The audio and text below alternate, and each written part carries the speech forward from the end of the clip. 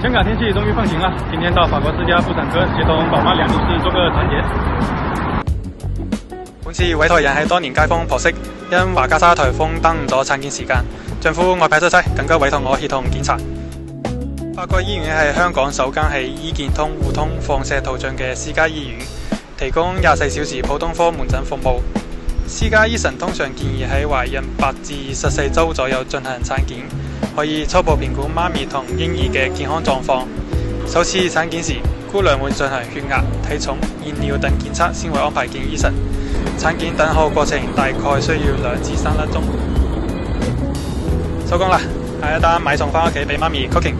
內地朋友飲茶問我買餸同買菜嘅區別，其實喺香港買餸係包含肉類同蔬菜，買菜係單止蔬菜㗎咋。同大家分享打風前邂逅嘅一場日落。記得點讚關注哦。